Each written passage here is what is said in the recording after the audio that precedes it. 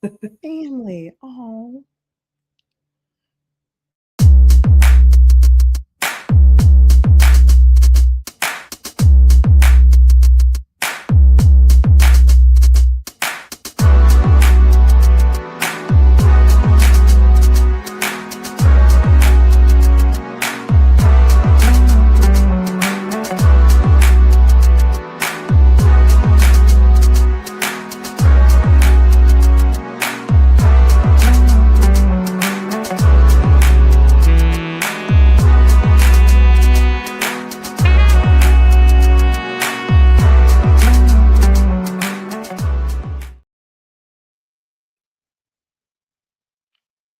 What's up, everybody?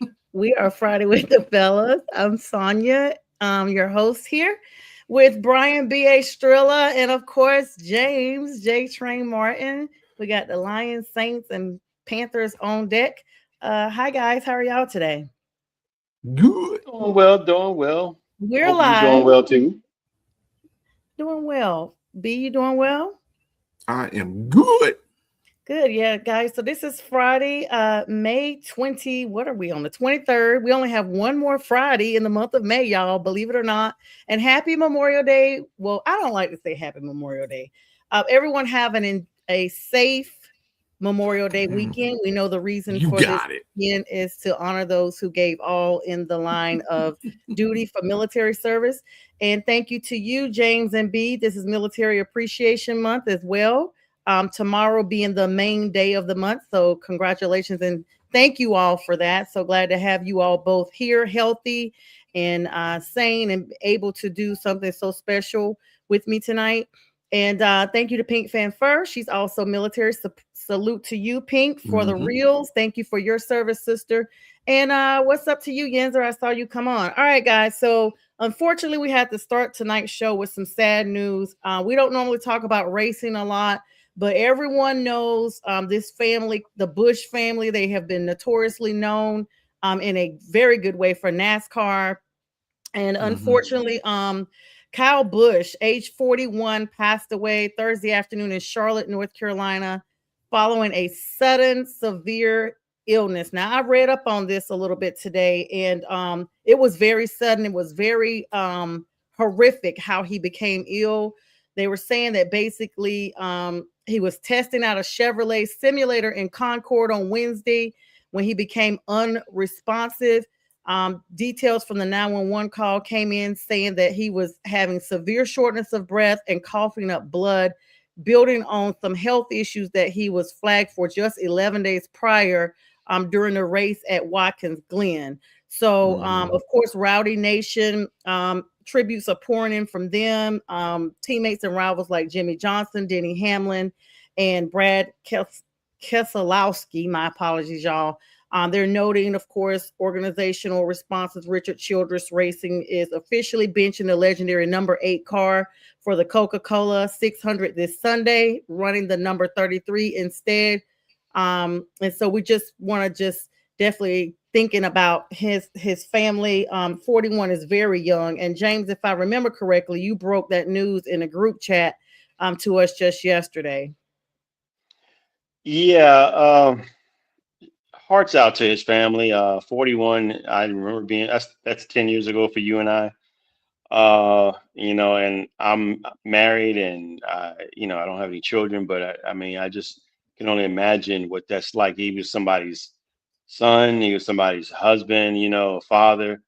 Um, 41, man. I still can't get over that. I remember I never really watched NASCAR until the early 2000s.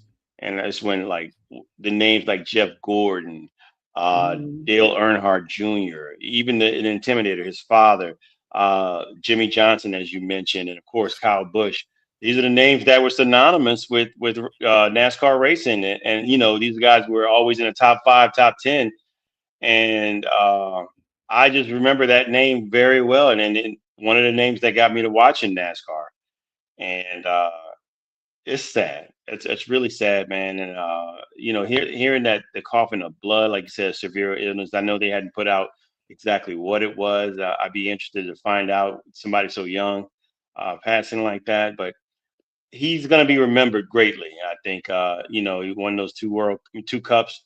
And it's just unfortunate that, we don't know when our clock is going to get punched.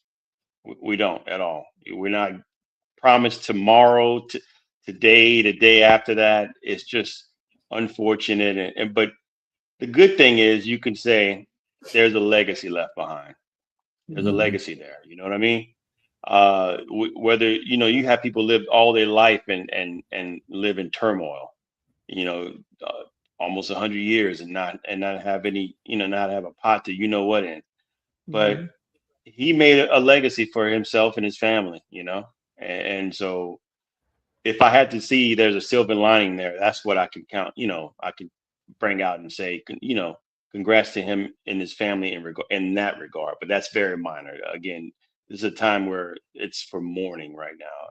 Again, something probably unexpected, and it's very sad. Absolutely. B, what were your thoughts? I mean, this had to be a shock. Do you actually follow racing a lot? I know sometimes I do. So I've, as growing up and things like that, but this young man was, like James said, younger than we all are. And it just seems so sudden. Well, I witnessed Dale Earnhardt's passing as well on the track. So, and that Oh was yeah, that was my favorite racer of all I time. remember that. And it was really sad because he had a legacy as well. And I really didn't watch NASCAR too much after that because I didn't really like anybody but Dale Earnhardt, really, tell you the truth. Um, but when Kyle Busch started up in his racing forte in the early 2000s, later on, like 2003, 2005, I think it was, he started winning some series, some NASCAR series and stuff like that. I started following him because he kind of had that same fire and determination as Dale Earnhardt did, and Mhm. I liked watching him race too. And and admittedly enough, I don't watch every nice NASCAR series or anything like that. I follow it, but I follow it from afar. But I know what Kyle Busch was doing, so it's another shocking thing that happened to the racing community with him. It's and he's lived on by his older brother Kurt. So I hope my prayers go out to their family because that's rough. That's real rough. Yeah, and it seems like I know it's an adage, the older you get, the more you know or hear about people that are crossing over. It's just part of life. And so I'm always in the mindset that I'm torn. Like I want to be sad, but it's almost like a part of me is kind of like desensitized to it. Not that it's not sad, but it's so frequent that you don't get a chance to really catch up and accept what's happening before the next loss is already happening. And so of course, like we said, to go suddenly, I don't know if there's ever a time that people are more accepting of someone passing, because even if they're sick, we've all witnessed close immediate families suffering from sickness that we don't want them to go, but we don't want them to suffer anymore. But you're Mhm. still not ready, even in that moment when it occurs. So um the suddenness of it all, and just to know he was actually working, um is another thing. I want to take a moment to give a condolence. My godmom passed a couple of weeks ago. One of my godmoms, and her services were yesterday here in the Atlanta area. Annette Head. She had lived a full life and had gotten sick recently and did not recover. But additionally, on the opposite side of the coin, one of our church deacons was at Myrtle Beach last weekend on Mother's Day weekend with his wife, and he did not wake up. So, and my minister, who is like a father to me, has been his oldest friend for 50 years. Want to give condolences to the Stonecrest Church of Christ and Richard Barclay, and of course Sister Linda, the widow of brother Butler. We're going to definitely miss him, but just have to do that because I have a lot of members that support this show and that watch me, and and I wanted to let everyone know that I will be praying for them. Had planned on attending in person tomorrow, but it's been a very rough mental week for me, and I had to reassess that I just can't be everywhere. And so I'll be supporting from home, but in spirit. Just and so I'm just letting you all know that are watching that I'm fine. I just mentally I just cannot take that on tomorrow. But and we all have to take care of our mental health. Switching gears here, guys, I want to also say before we switch complete gears that our month of May is almost wrapped up, but we've also dedicated this entire month to the memory of Mac McGrath, our great producer in the sky who we just, I don't want to say celebrated, just recognized his 1 year transitioning the first week of May. Miss Linda, we're always thinking of you. All right, guys, let's switch gears here. All right, we're in the playoff push, y'all. We got the hockey going on and the NBA right now at the same time. Right now, the NBA Western Conference game started at 8:30 p.m. Eastern Standard Time. It's on NBC and Peacock. No shout out to them, just letting y'all know. Massive milestone matchup kicking off with the Western Conference Finals between San Antonio Spurs and the Oklahoma City Thunder. Right now, that game is on commercial. But it looked like when I was first watching it, it looked like OKC was far advanced, or the opposite. One of them. Somebody was San Antonio. San Antonio was they had a 15-point lead. Yes.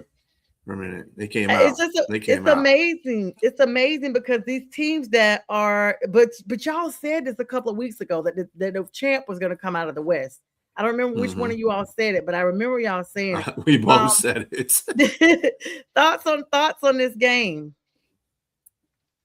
Well, one, Jalen, I mean, a lot of injuries happening before this game, but they cleared Dylan Harper and De'Aaron Fox coming off an injury. Now he's playing, and that's probably making a big difference because now you don't have to have Stephon Castle handle the ball and turn the ball over like he had in a total of 2 games. He had 20 turnovers, 11 in the first and 9 in the second. So, and then of course you got to worry about Wemby. It's just, and they're at home. Let's give them credit at being at home too as well. So they're probably amped up. They got De'Aaron Fox back. You know, they still have their players. Brown. Yeah. And they have they were able to play all of their players exactly. I think there's nobody sideline right now. So absolutely, yeah. So they playing, and of course on the opposite side, Jalen Williams, he pulled that hamstring again, and so he's out. And so now you're counting on a Jay Mitchell to take his place, and you got to hope that what's his name, Alex Caruso can have a monster game like he was, and of course you're going to need a Herculean game from the MVP. He's got to play like an MVP. So, but I mean, right now, 15 points down. I mean, I think that's at the moment they're right. 5 points down at the beginning of the second, so they're coming out giving their all now. We'll see how it unfolds in the last few minutes. Right.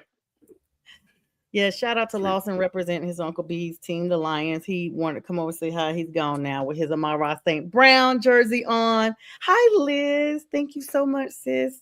We're overdue for a phone conversation, so we'll have one soon now that I got a day or so here with the weekend. Hope you're doing well too, sister. Thank you so much.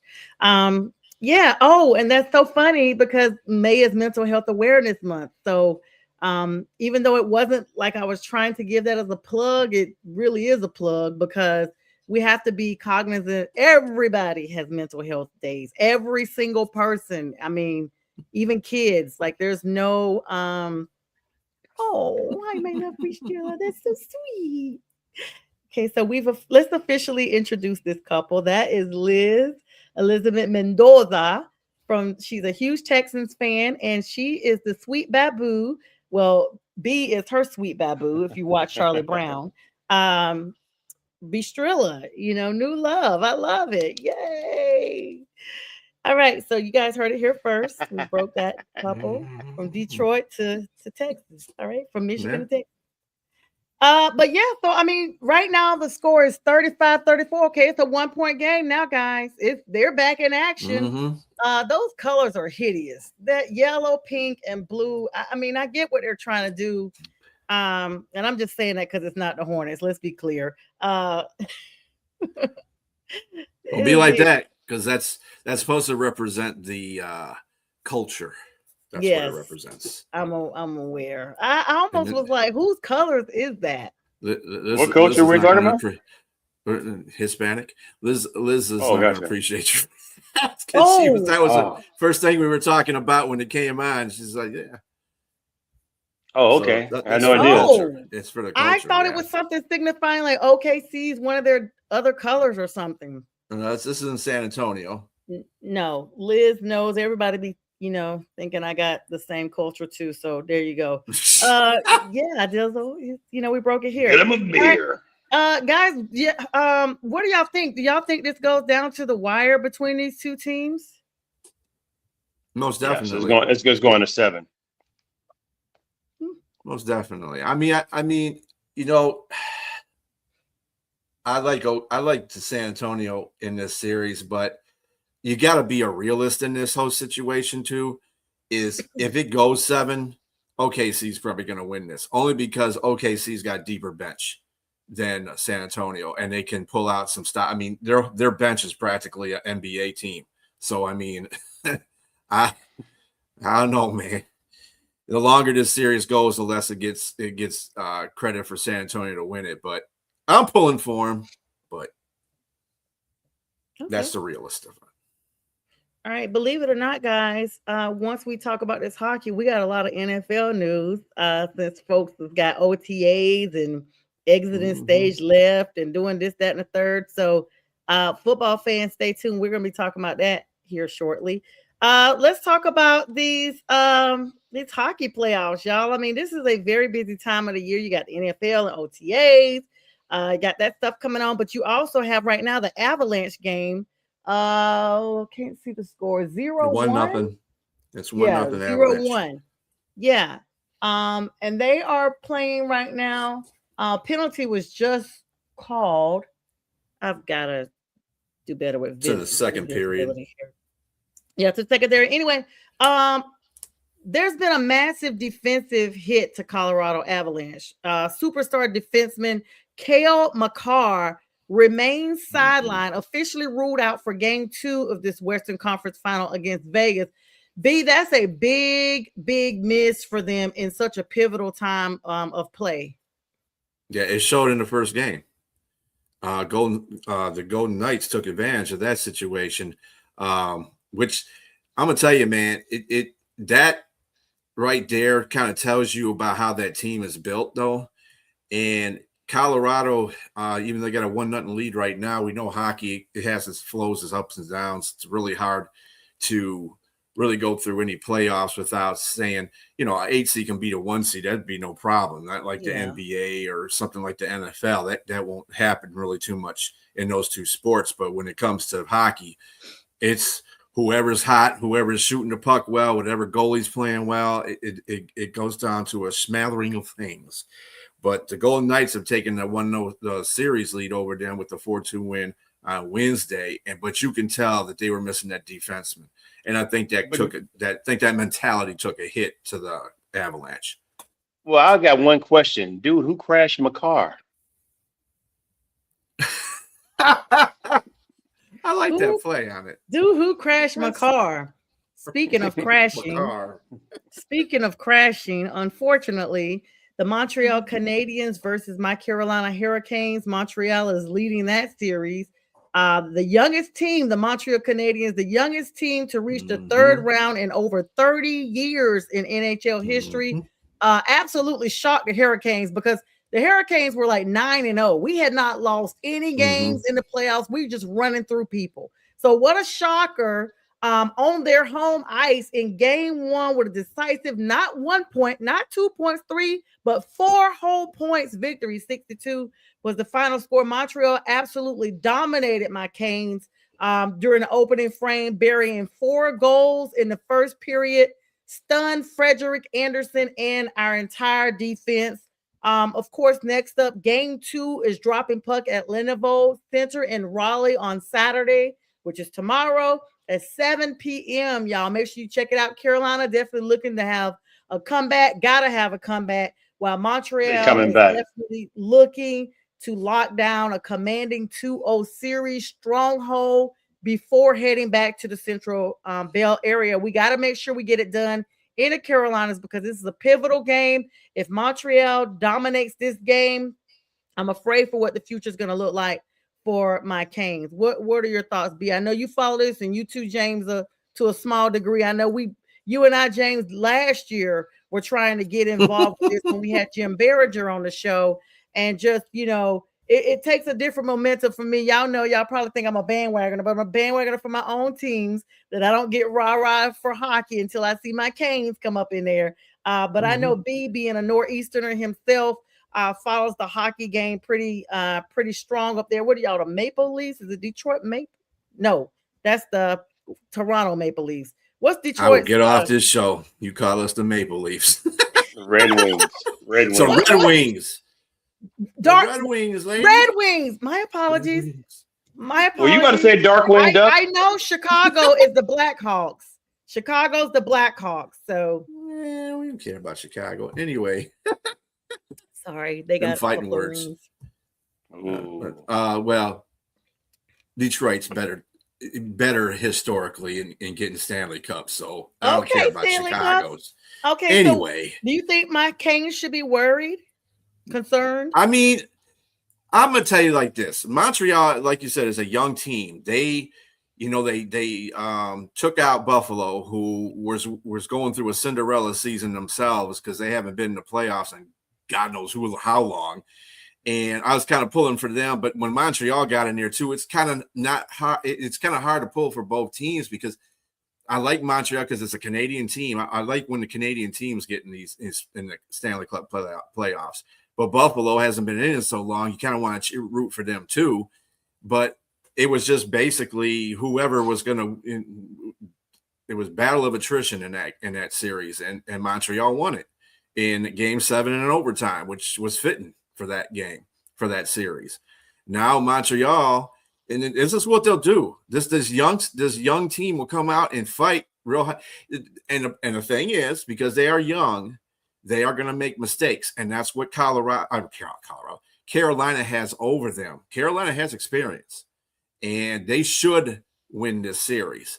Now, I didn't think they were going to win any games, to tell you the truth, Montreal, that is. But they managed to eke out one. So I'm going to say that Carolina wins this series in 6. Thank you. And I hope and they're going to probably play Colorado because I think Colorado's going to get their stuff together too against the Golden Knights. All it's probably a little bit harder for them. I'll take Colorado in 6 there. So it's going to be Colorado and Carolina in the Stanley Cup playoffs. So in the Stanley Cups, yeah. So I think it's but these two teams that they're playing are no joke, either one of them.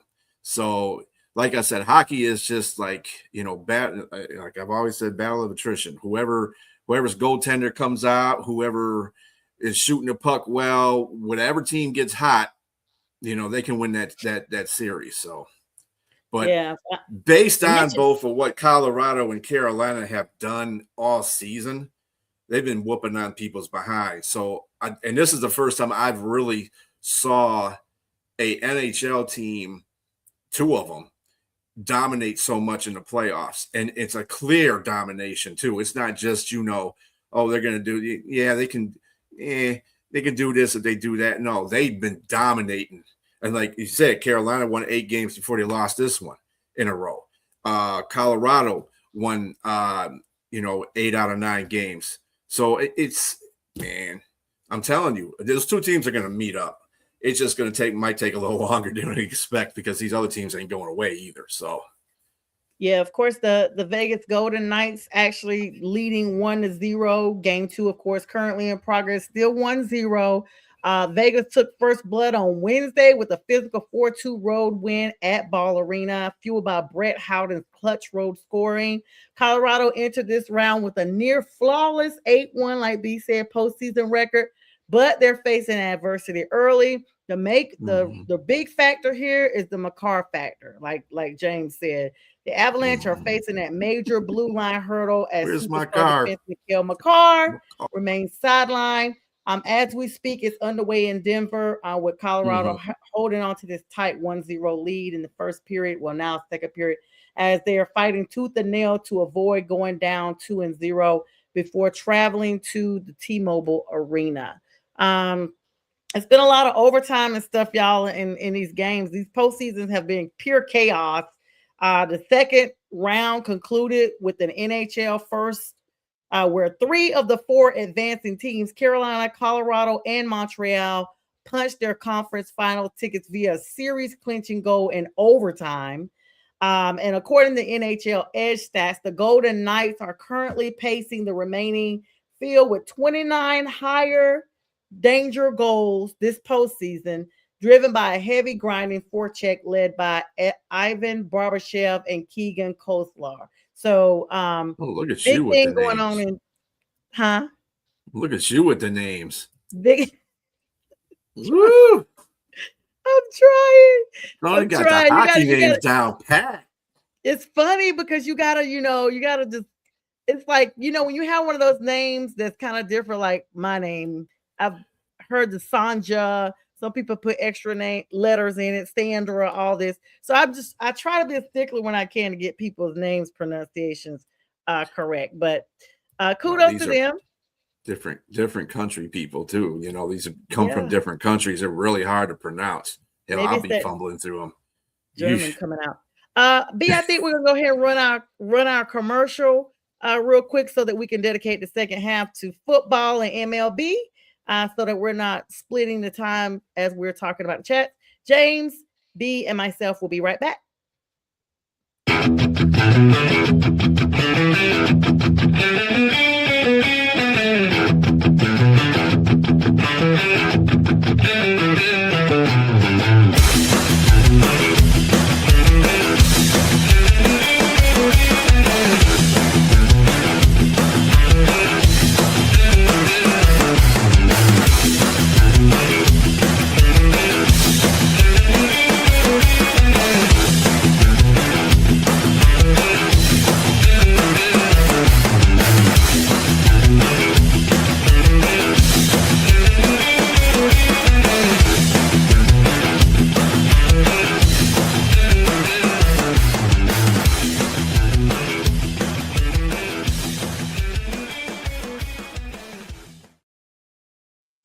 All right, y'all, and we are back. Welcome back to the second half of Friday with the Fellas.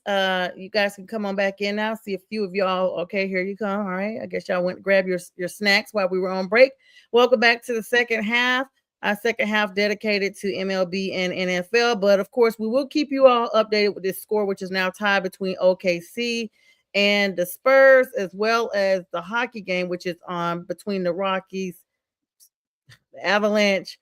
Not the Rockies, the Avalanche and the Vegas team. So we'll keep you all updated with those scores as well. All right, y'all. Just a little bit of brief MLB news before we head over to the big NFL news here. MLB busy. Braves still looking good. Still top of the line, doing what we do. I'm super excited about the Braves. Chop on. And if you think about things right now through the baseball scoreboard and you're focusing on the Pittsburgh Pirates, they sealed a statement series win today, guys, against the St. Louis Cardinals on the road, alongside an early look at high-stakes NLC rematch buzz that's building between the Los Angeles Dodgers and the Milwaukee Brewers.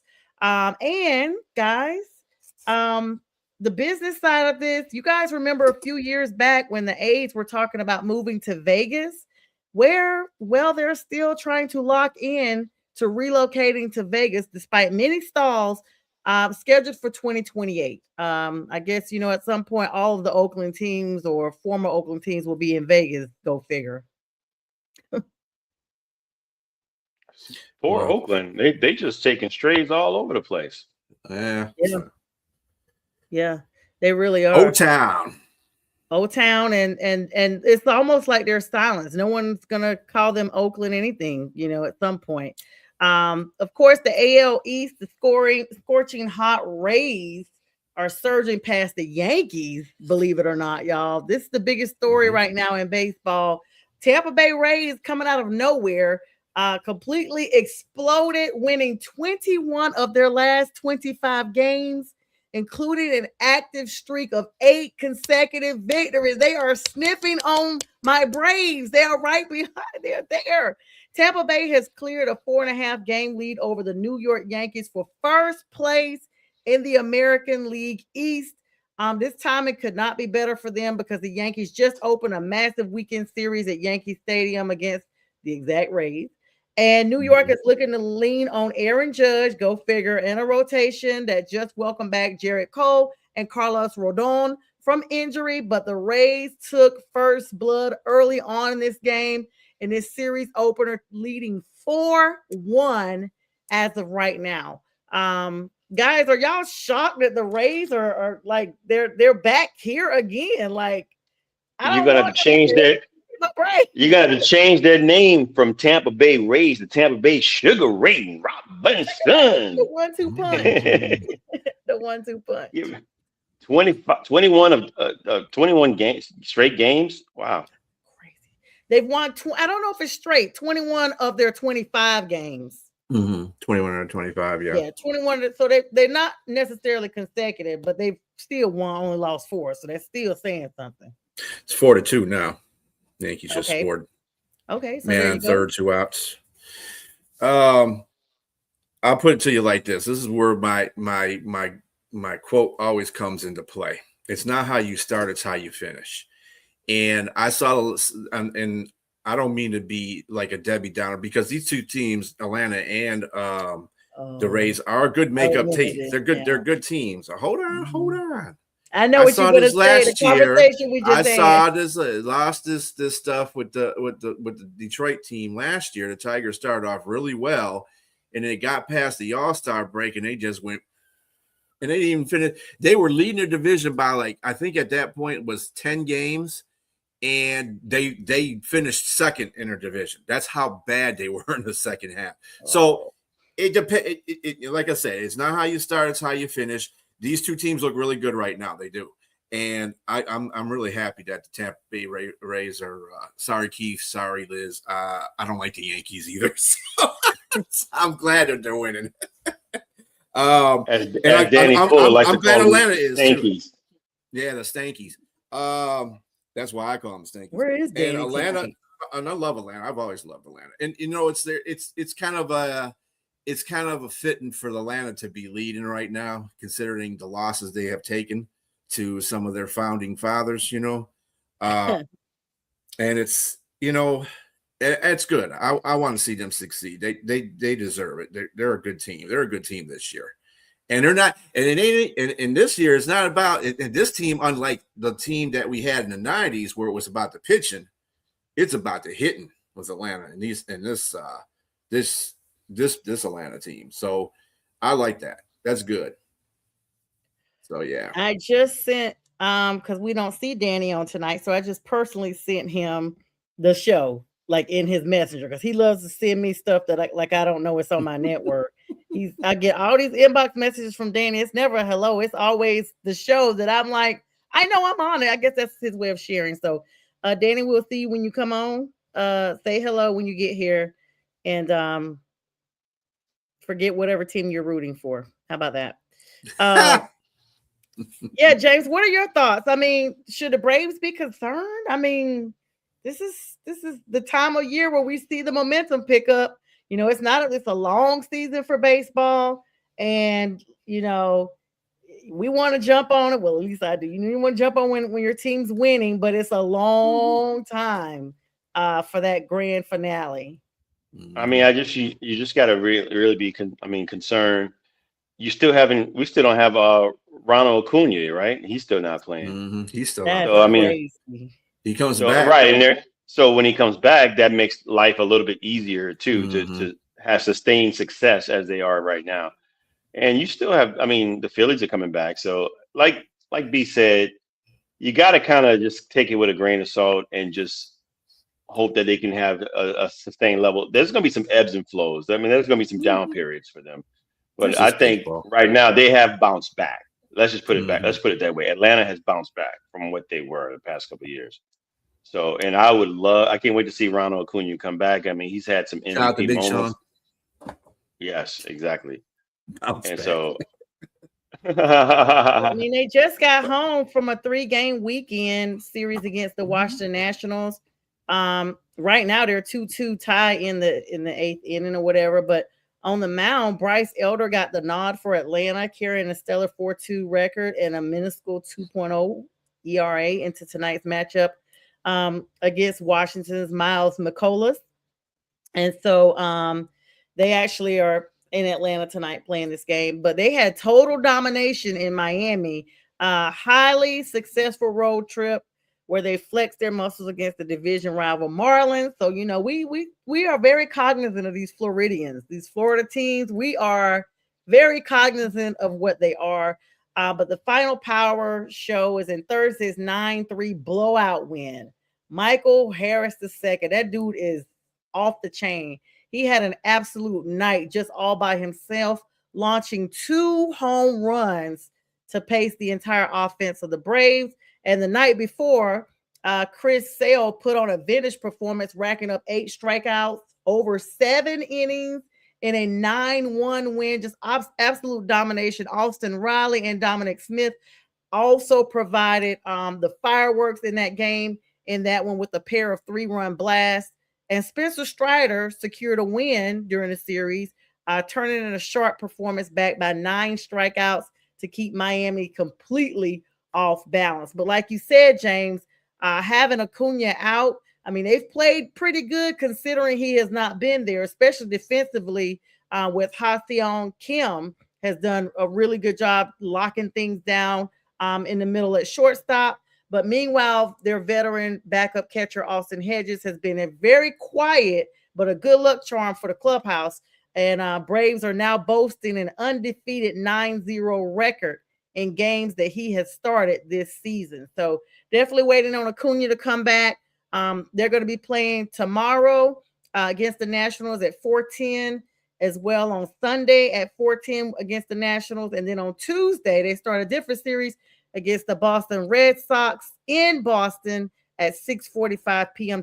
to I don't want to say kick off or tip off, to toss off that matchup. I guess that's what you in baseball you toss off. I don't think you want to say that one either, but I don't know. What do you say? I mean, throw balls, play ball. I don't know.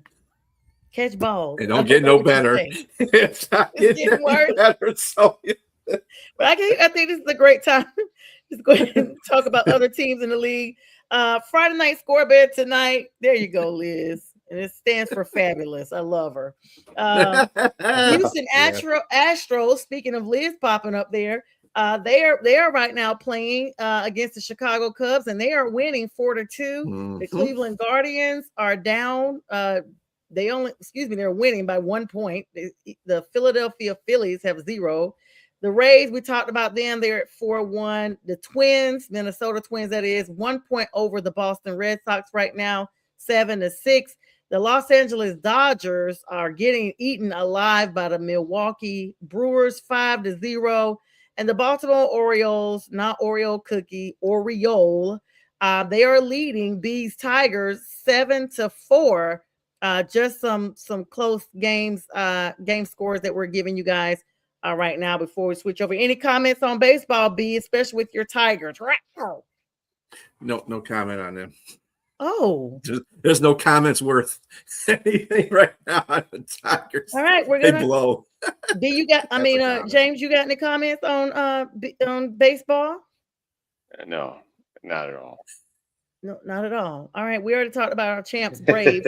Let's kick this one off with some great news. According to Florida governor doing something decent for a change. We don't talk too much about political stuff, but their governor, Ron DeSantis, has signed a Teddy Bridgewater Act, a bill that allows middle and high school coaches to use up to $15,000 of their own funds to support student athletes with food, transportation, and recovery services. This is Senate Bill 178, emerged after, y'all remember, they suspended TB from coaching at his alma mater. Miami Northwestern High School in 2025, just last year, after leading the school to a state title in 2024. Talk about just like this dude, this unbelievable.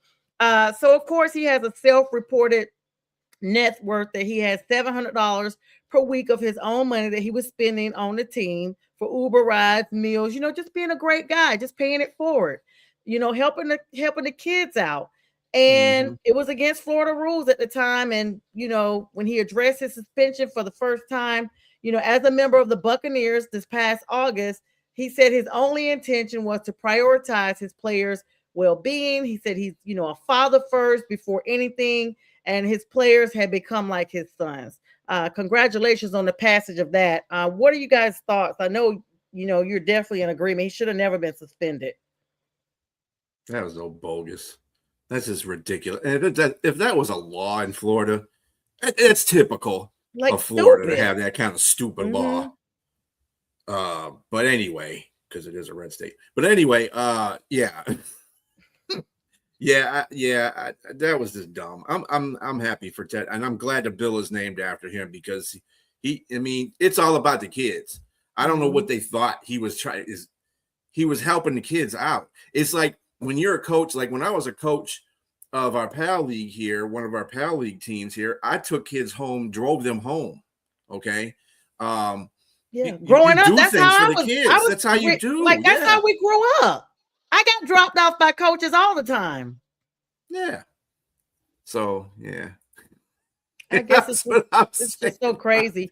And speaking of some more crazy stuff, this is a sign of things to come. I so wish that Fern could have come on tonight, but we haven't seen him in like 2 years now. So go figure. The Giants, in a very ignorant move, decided to put Jackson Dart to introduce T Rump before his rally today. So he was quoted saying it's an honor and a privilege to be there. That's an indication. We'll revisit that when we see what their season looks like by making such a foolish mistake to go up there and introduce this clown. Jackson Dart was the quarterback at Ole Miss. And there you go. Go figure. Mississippi. There you go. There you have it. And you're right. I have no idea the coincidences, but let's just put that out there. That sounds like a coincidence to me. Sometimes you have to make inferences. They teach you that when you're, reading and comprehending. The inferences are there. 1 + 1 does equal 2. So there you go. You have it. We didn't talk about this a lot. I wanted to hold this, but my stomach burning just will not let me hold it much longer. The Pansy's back, y'all. This time he said this is his last season. This is it for him. I'm talking about the one and only Arena Rodgers. He's going to be the 5th quarterback in league history to beat all 32 teams. He's going to try it again, y'all. He tried his last season, didn't make it. B's gone. He's going to be the 15th, beat all 32 teams before retiring, facing his former team, the Green Bay Packers, in Super Bowl, whatever that number is, before defeating them. He's now 42. He gets a chance to reunite with McCarthy, the same coach he got fired on Aaron's birthday when he was in Green Bay. I remember it like it was yesterday. Everybody, all the media was talking about it before it even happened. They haven't been thinking eye to eye. Today is Aaron Rodgers' birthday. And now I bet he does. He's back. He does sniff mushrooms. We know that. He was on a mushroom convention a couple of seasons ago. That's why he wasn't with the Jets, and that's why his Achilles snapped on that first down, because he hadn't been up there practicing with him. He'd been in a mushroom sniffing convention. But if Rodgers manages to pull this off, because this is his last time to do it, he's going to join Tom Brady, Peyton Manning, Brett Favre, and my favorite, next to Cam Newton, Drew Brees. Yes, Drew. I love Drew. Drew, by the way, who's going to be inducted into the Hall of Fame. Cannot wait to see him. Oh, my God, I hope I can meet him. I love Drew Brees. Sorry, shout out to the Saints. Okay. Thank you. Let me go ahead and make sure. Yes, I love Drew Brees now. I will get a Brees jersey. Panther fans, y'all just have to be mad. Everybody knows I've always loved Drew Brees. He got a gangster name, and he's just all that. So anyway, oh, really, Liz? Wow. Okay. Yeah, much to Trouble my in detriment. paradise already with Liz's comment there. So anyway, House what do you divided. think about? We're not surprised that he's back. I mean, he loves the attention. This is just what he does. We're just surprised he announced it this early, right, guys? Yeah, Sue's back. Well, can you really Back say again. that though? Welcome Because back. I mean, Aaron's that's why back. he said it because he wants the Tell attention. a friend. Phone a Do friend. not associate anything Aaron Rodgers with anything Detroit. Okay, leave that out. Period. Excuse me, y'all are hilarious. All right, well, moving on from Arena, we'll see how that happens. Number 42, kudos to him. You're over 40, you're still quarterbacking. Kudos to you, Aaron. I hope you do it just for the sake of saying you're over 40 and still getting it done. Kudos. I'm still not a fan, but maybe those mushrooms have health benefits, and he's able to do it. Breaking news today, sadly, the Giants, I should have ping-ponged this right off of the Jackson Dart story. Defensive end Roy Robertson Harris suffered a torn Achilles yesterday during OTA practice and will miss the entire 2026 season. Now, he was going to be likely to start. He had been taking first team reps yesterday before reaching for the back of his right leg early in an indoor workout.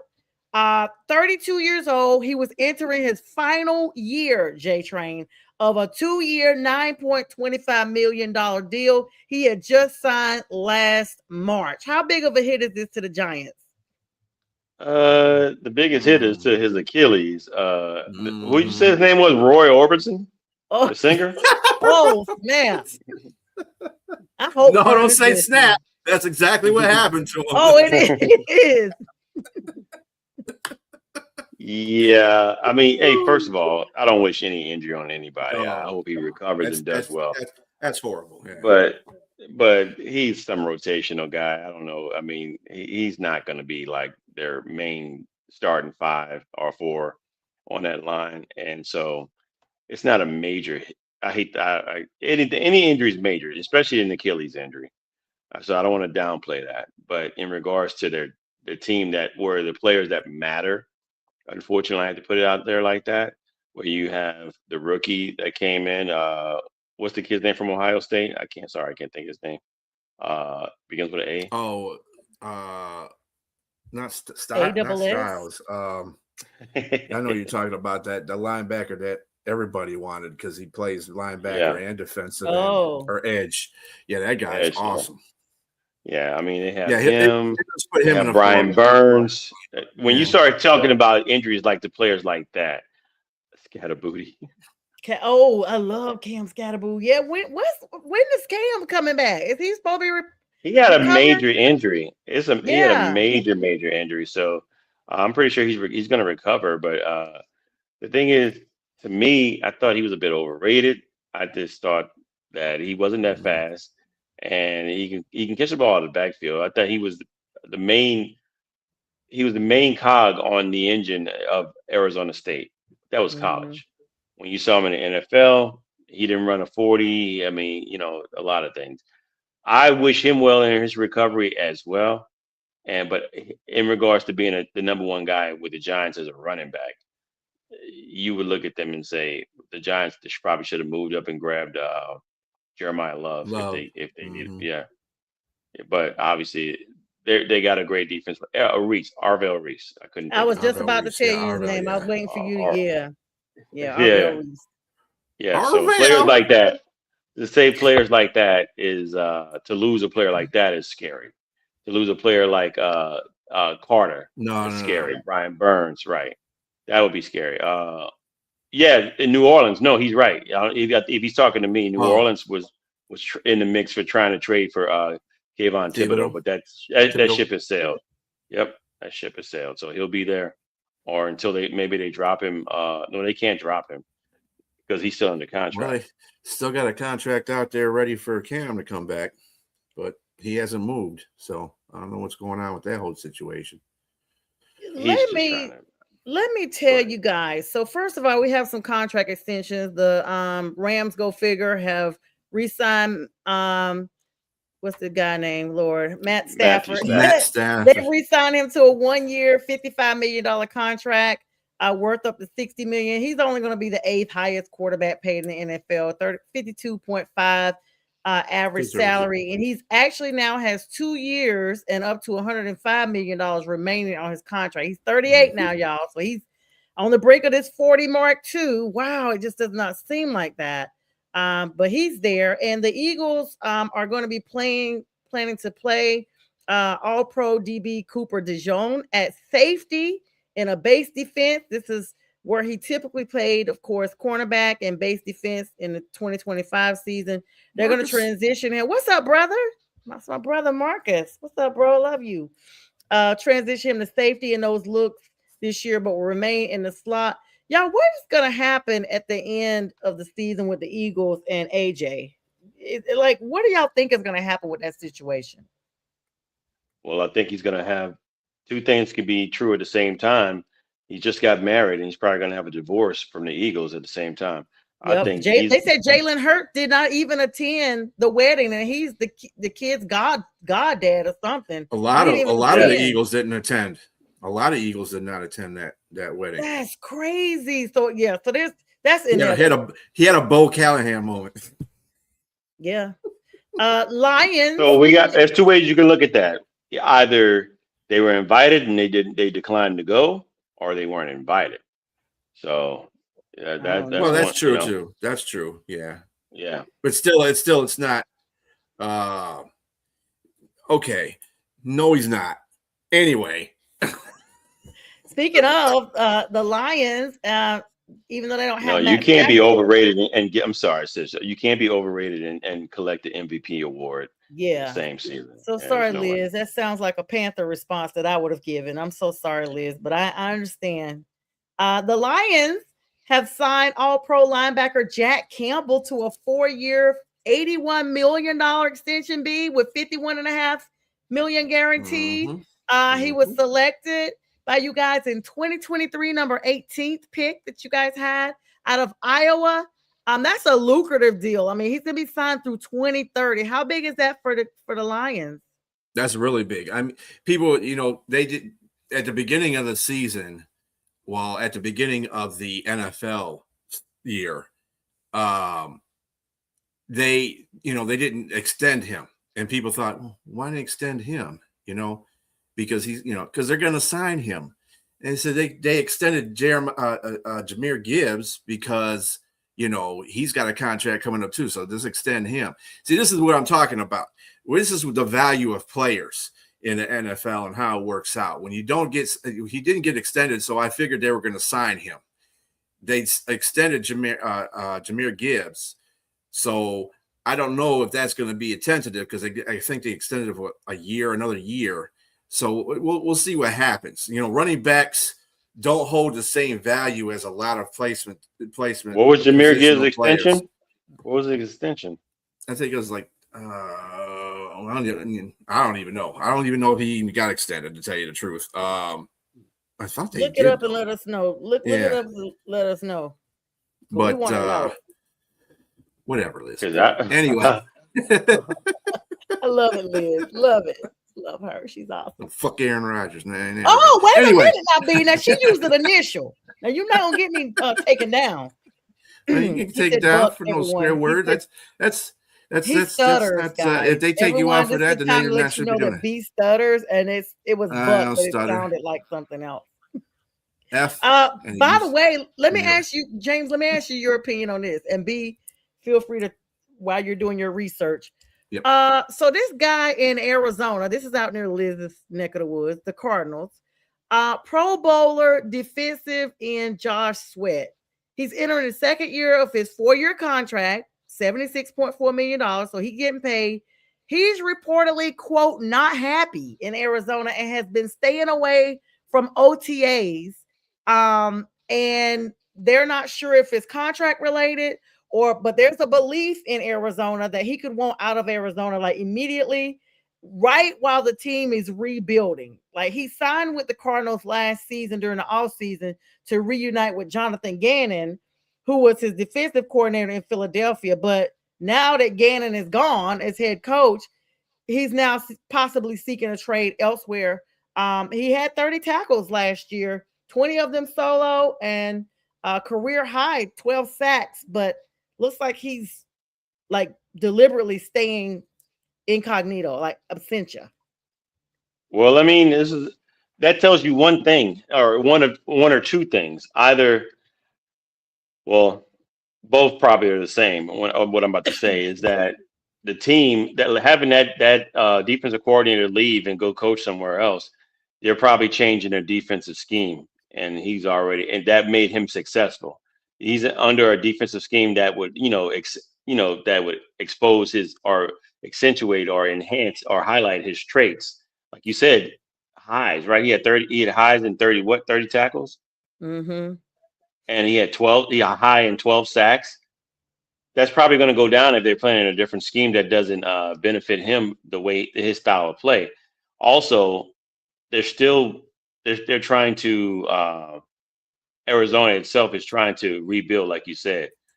And I don't know how old Josh Sweat is, but I mean, I'm pretty sure he was looking at winning. He wants to win, and I think it's probably gonna. They took a step back by that coach leaving, and so maybe he wants to. Wait, what? We're gonna get Liz to come on here. She said she got the tea already boiling. So she can Yeah, he's probably not happy because the coach left. I mean, that happens, but yeah, he's it must be 29. something. Is yes, exactly. To me, right there, that makes all the sense in the world. You're wasting his prime years. That's another thing. I mean, 30, 31, 32. That's about it. And he's probably on his last big contract too. I mean, and maybe again, the communication with whoever the new defensive coordinator is, probably they're not on the same page. They're probably not on the same page. And so he's not happy with the scheme and everything. And he can probably foresee how he's going to be utilized. And Or of not course, again, utilized. yeah, and also we're talking about where the team is right now. They got a running back, so they're going to lean heavily. The quarterback situation is poo. And so I mean, straight cheeks right now, and you don't know exactly where they're going with that. So of course, I can see him being unhappy. But again, you took that risk, you signed that contract. Now honor it. And what are you doing? I don't understand that part of it. I get it. Look, you can be upset all you want, but how much money did they give him? He 78. 53.5 guaranteed. So he's been getting banked. He's He ain't going paid. nowhere. Right. B, He's gonna get right back on that field. B, did you find out the info on Jahmyr Gibbs? They're working out his contract. They say he might be the next one to get paid as well. But Nice. I told you, B. I told you. He may. I told you, man. He's gonna get paid. Bijan just got paid. He's too good a running back, and he's in that same ilk. Too good a running back to not get paid. Especially, he's not going to be happy if he doesn't get paid when Jack got paid. Yes, that part. That part. Yeah. Speaking of not because being who's happy, more valuable to that team? Who's more valuable to that team? Well, I mean, of not being happy. Of those two. That's all I'm saying.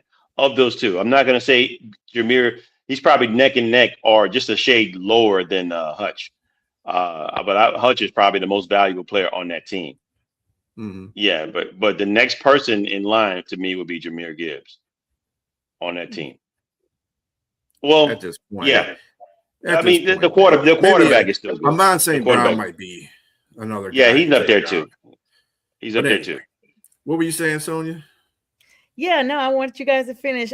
Sometimes we go a couple of minutes past the 10 o'clock hour, y'all. Oh, you're good. First I didn't even know it was that time. It's almost it's like 40 seconds. Time flies when you're having everybody's fun. on break with these games, but I wanted to I did not even realize this. So first of all, Henry Ruggs is coming up for parole hearing.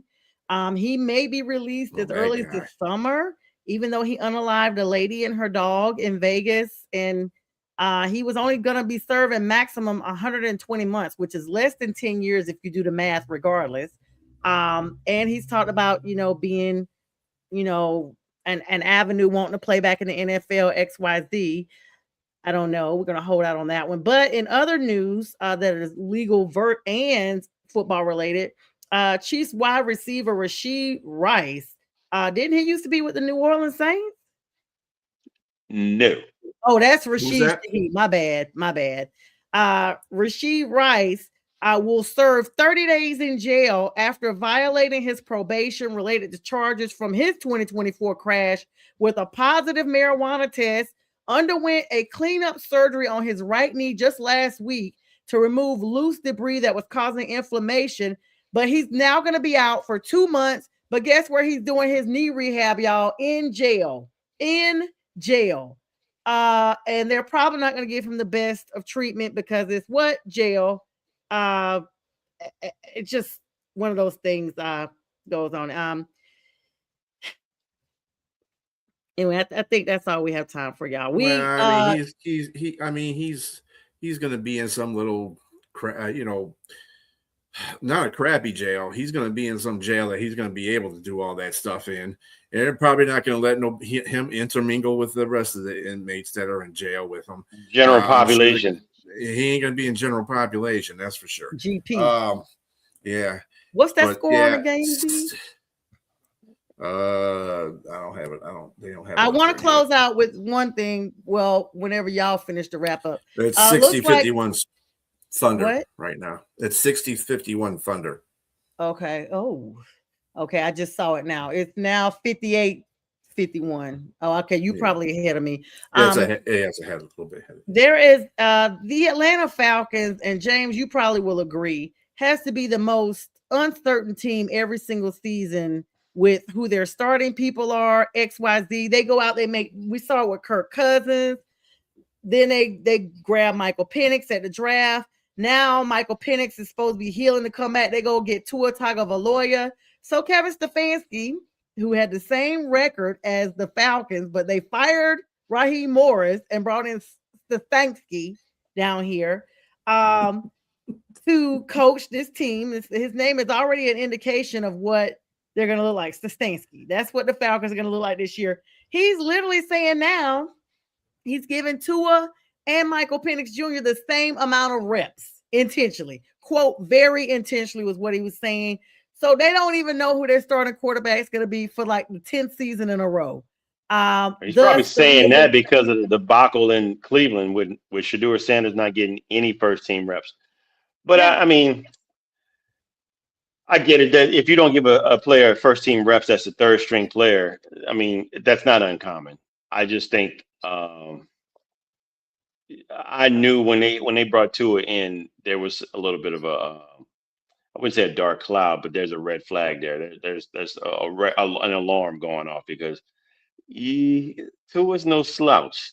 If you put some weapons around him, he can throw for almost 5,000 yards, and 30, 40 touchdowns. So Atlanta has a weapon. Atlanta has weapons. So let's see what Tua can do there. Michael Penix Jr., they're probably not hoping for his improvement just quite yet. I think that they're trying to see what Tua can do. So just watch out. I mean, I just think, don't be surprised if Tua ends up the week 1 starter. So. Oh, by the way, congratulations to Michael Penix Jr. as well. He got married. I saw his pictures in one of their, excuse me, one of their papers said the Penixes. So congratulations to them. You guys, I cannot make this stuff up. They literally had like this brochure thing that said the Penixes. Mr. and Mrs. Penix Jr. I would not change my name. That would be one of those things I'd be like, listen, family and friends, you guys can call me that, but governmentally, I'm still this person. But yeah. Anyway, so congratulations. Let's hope neither one of their nickname is Cocktail. Oh my gosh. There's a lot of UDAs that's been retiring lately, y'all. Jacksonville Jaguars rookie wide receiver Alex Bullock, who signed, he's only 23, went ahead and retired. I don't know what it is. I guess they don't want to accept being a third string or whatever. They're like, you know what? I'm out. I'm not going to even waste my time. Or they see what it's like, and it's got to be really mentally and additionally physically hard, for them to try to make this adjustment from college into, the NFL. I always talk about that acclimation and things like that. It's got to be very difficult for them to make that adjustment. And then there was another player. Let's see. Well, maybe that wasn't what I was talking about, but nonetheless, congratulations to Max Crosby on his new single release that he just released his second song. Congratulations to him. I'm glad to know he's doing something besides getting upset with the Raiders. That's actually been big news for him. He's got a video out again called Double R. So, what genre is this? Max Crosby. What's his like genre? Hip-hop song. It's a hip-hop song? Yeah, I wish we had added a small clip. You guys got to check it out when you can. I've heard it. See, I have not heard it. I have Is not it whack? heard it. Yeah, what's your thoughts on it? I'm gonna let you be the judge if you hear it. I'm not a fan of it. I'll put it to you that way. Doesn't mean that sounds whack.